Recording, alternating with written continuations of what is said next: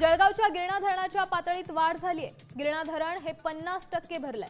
याचा सिंचनाला फायदा होतोय। धरणातून पाण्याचा विसर्ग सुरू केलाय, मात्र शनिवार नंतर पाण्याचा विसर्ग थांबवण्यात येईल।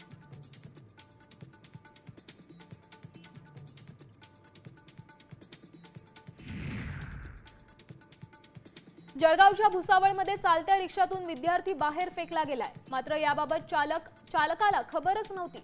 दरम्यान विद्यार्थी रस्त्याच्या कडेला पडलेला असताना इथल्या नागरिकांनी त्याला उचलून धीर दिलाय।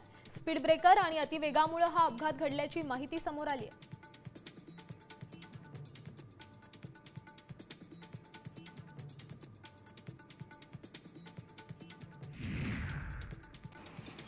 जळगावमध्ये शासकीय महिला वसतिगृहात मतिमंद तरुणीला मारहाण करण्यात आली आहे। वसतिगृहातील दुसऱ्या तरुणीने ही मारहाण केली।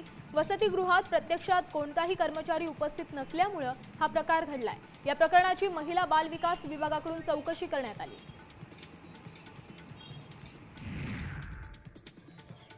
राहता तालुक्यातील लोणी खुर्द गावात कडकडीत बंद पाळण्यात आलाय। चिकन विक्रेत्याच्या व्हायरल व्हिडिओनंतर हिंदुत्ववादी संघटना आक्रमक झाल्यात। चिकन विक्रेता चिकन धुण्यासाठी वापरत असलेल्या पाण्यात लघुशंका करत असल्याचा आरोप करण्यात आलाय।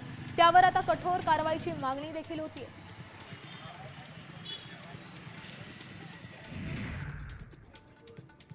धुळ्यातील 40गाव रोड पोलीस ठाण्याच्या हद्दीत मोटरसायकल चोरणाऱ्या टोळीचा पर्दाफाश झालाय। या कारवाईत पोलिसांनी 10 चोरीच्या दुचाकी जप्त करत सुमारे 4.5 लाखांचा मुद्देमाल जप्त केलाय।